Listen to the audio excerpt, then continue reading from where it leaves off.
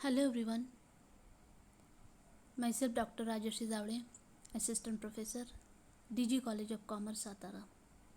Today we are going to discuss about contract of bailment and contract of pledge. Bailment and pledge are a special type of contract. The Indian Contract Act 1872, Section 148 to 181, which provide for special type of contract. So here in today's lecture we will discuss about bailment and pledge. In the last lecture we have talked about indemnity and guarantee, and in the next lecture we are going to talk about contract of agency. So here, what is bailment? So we'll talk about the definition of bailment. According to section 148 of the Indian Contract Act 1872, a bailment is the delivery of goods by one person to another for some purpose upon a contract, that they shall, when the purpose is accomplished, be returned or otherwise disposed of according to the directions of the person delivering them. So here a bailment is the delivery of goods. Suppose one person want some goods or something by other person or from other person. So here if the one person is using the other's property or the things, when the purpose or the object of using that particular thing is accomplished or complete, then his duty is to return that particular thing or goods or property to the particular owner.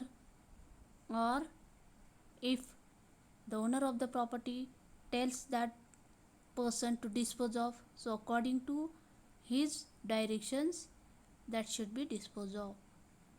So here it is very important thing to understand. The person delivering the goods is called the bailer, and the person to whom the goods are delivered is called the bailee. So here the transaction is called bailment according to section 148. So the person delivering the good is called the bailer, and the person to whom they are delivered is called the bailee. So we'll see about the essentials of this bailment. 1. Delivery of goods by one person to another for some purpose upon a contract. So for some purpose, suppose A and B is there, and B is asking A for some money.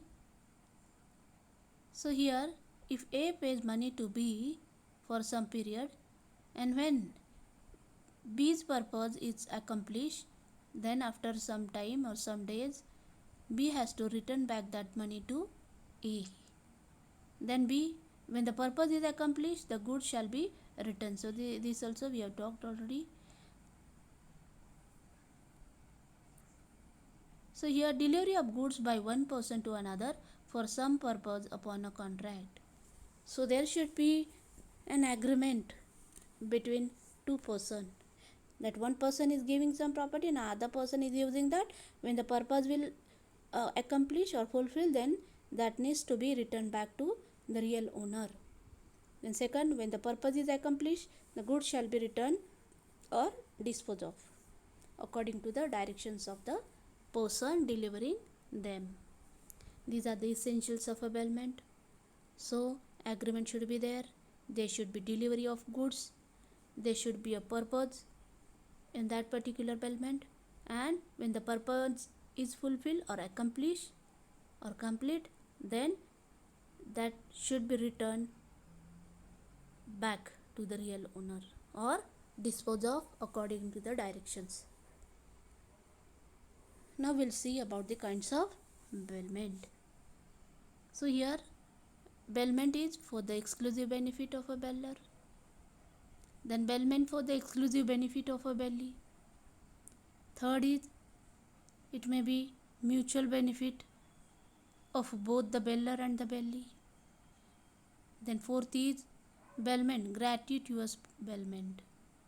that is in the interest of both the parties, it is in the fiduciary relationship.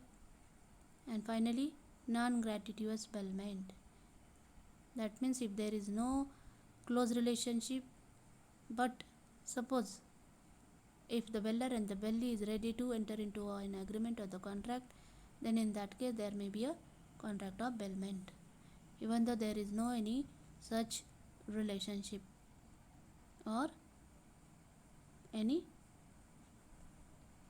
fiduciary relationship. Duties of bailer. So what are the duties of a bailer? So duty of a bailer: 1. Bailer needs to disclose the fault in the goods bailed. 2nd, he should repay the necessary expenses. 3rd, here he needs to indemnify the bailee. 4th, he needs to receive back the goods. And 5th one, there is responsibility for any loss due to defect in title. Now we'll see about duties of bailee. So bailee needs to take reasonable care of the goods. He should not make unauthorized use of goods. 3rd is, there should not be any mixture of goods bailed with his or her own goods. Then bailee need to return the goods bailed. And 5th one, he needs to return increase or profit accrued. Now we'll see rights of bailer and of bailee. So here, rights of bailer and bailee, both the parties may have remedy when there is breach, that means right to sue, that means right to file a case in a court of law. When there is any loss to the property or any damages to the property. Then right to terminate. At the option of the party, both the bailer and the bailee, there may be a termination of this contract of bailment. And 3rd is right to demand return of goods at any time. So here, even in certain cases, these parties may demand to return back of goods which the bailer has given to bailee. Then 4th is unauthorized use of goods by the bailee. So that should not be there. For the proper purpose only the goods may be used. Then bailer can have the right to compensation, that means he can claim damages against bailee. Suppose if there is any loss to the goods or any cheating or etc. And if bailer is suffered any injury or any loss, he can claim in the form of damages or the compensation from the bailee. Then bailer even can file a suit against the wrongdoer. Both these parties can file a suit against the wrongdoer, that means there may be a third party also. Then finally, right to claim increase in value or profit. So it may be on the incident or on the happening of event, they may have this kind of claim. If there is any increase of value or the profit, they may share and they may have this kind of right. Now we'll see the next part, and that is pledge. So here in the earlier part we have seen the contract of bailment. So in essentials of a bailment, we have seen that there should be a contract of bailment, and bailment is always used upon a, or bailment is always based upon a contract. So it may be express or implied contract. So in that contract of bailment, we have seen that there should be a delivery of goods and the specific purpose should be there. Then in contract of bailment, only movable property or movable goods should be there. So the bailment can be only of a movable goods. So movable goods means what? Movable goods can be any article, commodity or any things that can be delivered. So money is not included in movable goods. Transfer of immovable property does not constitute bailment under the law. And return of good, this is very important thing.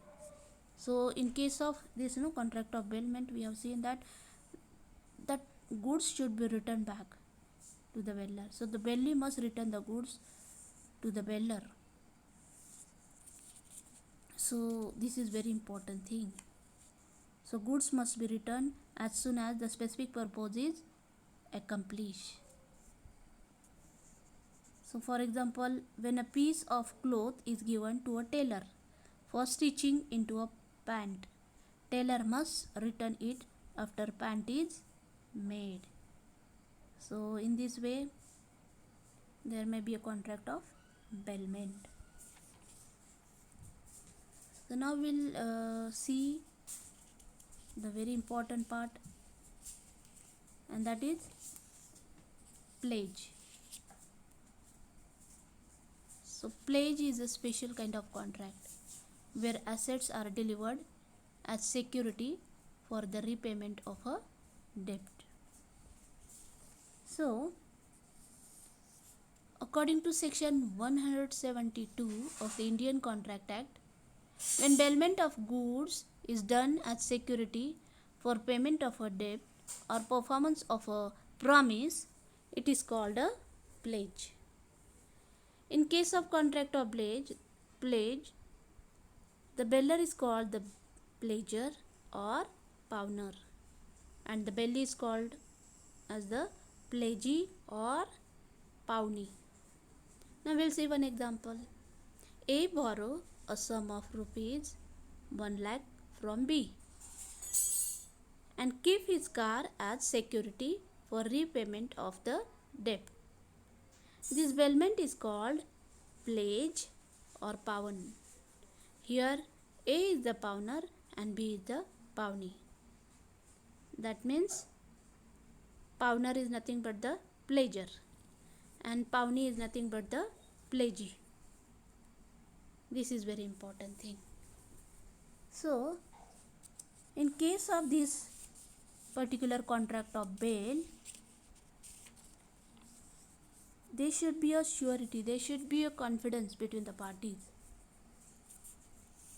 So when we talk about contract of bailment and contract of pledge, we need to also understand the distinction between two. But before that, we'll understand what is this pledge. So pledge is a special kind of bailment. So here, what is this pledge? So pledge is nothing but a special kind of bailment. The bailment of goods as security for payment of debt or performance of a promise is called pledge. The bailer in this case is called the pawner, as we just discussed about pawner and pawnee or pledger and pledgee. So in contract of pledge, the pawner or bailer must deliver the goods to the pledge to the pawnee or pledgee. The delivery may be actual or constructive. So here, transfer of possession is essential in valid pledge. Only a contract to give possession cannot constitute a pledge. Possession should be actually given to the pawnee or pledgee. Even delivery of document of title enabling pledgee or pawnee to obtain possession creates a pledge. It is called constructive delivery of the goods. So here, for example, Mr. A borrows rupees 10,000 against security of gold ornament from Mr. B. Here, the bailment of ornament is a pledge. So Mr. A is the pawner, that is a pledger, and Mr. B is the pawnee, that is pledgee. Now we'll see about essentials of pledge. So these are the essentials. So delivery of goods, then possession of the goods, movable goods only, and return of goods. These are the essential ingredient or the elements of pledge. So here, if we are talking about security, the goods must be delivered as security for payment of debt or for performance of a promise. So when actual delivery is there, there must be actual or constructive delivery of goods to be pledged. Then in pledge, the pledge can be made on movable goods only. So delivery is only possible in case of movable goods. So movable goods include shares, documents, valuable things, etc. And transfer of possession. What is this? So transfer of possession is very much essential in a contract of pledge. So here the ownership of the goods pledge remains with pawner or pledger, but the possession or custody over the goods goes to the pawnee or pledgee. And then now we'll discuss about what? Contract of pledge. So this pledge is a special kind of contract of bailment. Since it is a contract, it must fulfill all the essentials of a valid contract. What is this? That means all the essential ingredients which are present in contract that may be or that should be present in this contract of bailment or pledge. So here delivery of goods must be delivered by the borrower to the lender as a security for repayment of the debt or for performance of a promise. Next is what? Possession of the goods. The possession of the goods passes from one person to another person, but ownership remains with the original owner only. And here movable goods only, so it is with regards to movable goods only. And goods pledged with the pawnee or pledgee, it should be returned back to the real owner. Now we'll see duties of pawner or pledger. So these are the duties. Pledger, duty to pay debt, then duty to compensate. Pawner or pledger's duty is to compensate or to give compensation. And third, duty to pledge. So all these are the duties of a pawner. Now we'll see rights of pawner or pledger. So here, what are the rights? So pledger is entitled to right to get goods back. And second is, he is having right to redeem the debt. And third is right for preservation and maintenance of goods. So if the goods has been given, then in that case maintenance of goods should be there. So that is his right. So expenses of separation, if there is any expenses arises or cost arises, that should be also he will get that, or he is entitled to get that particular amount. Now we'll see rights of pawnee or pledgee. So pledgee or pawnee needs to retain his right of retainer. Then second is right of retainer for subsequent advances. If subsequent advances arises, he is also entitled for that. Then right to extraordinary expenses, if that arises, he is entitled to that. Then right in case of default pawner, pledgee is having right, so he can have legal remedy. Right against true owner when the pawner's title is defective. So yes, so here pledgee is having right. Pawnee or pledgee can ask for the real owner. Now we'll see duties of pawnee or pledgee. So there is duty of the pawnee or the pledgee to take reasonable care of goods pledged with him. Second, it is the duty of pawnee not to make any unauthorized use of the goods pledged with him. For example, suppose for specific purpose only goods has been given, so for that purpose only he can use the goods. The next is the pawnee cannot change the form of goods pledged with him. So whatever the everything should be same only. He should not change that kind of goods, or he cannot replace that good. If he so do that, then the pawner can claim for damages. Next is, the pawnee cannot mix the goods pledged by the pawner with his own goods. He should keep it separately. If the pawnee has earned any profit from the use of the goods pledged, he should also share that. Now we'll see the very important part of this topic, and that is difference between bailment and pledge. So here it is very essential thing which we need to understand. So there are some important points of distinction. So in case of pledge, goods are pledged to ensure repayment of a debt or performance of a promise.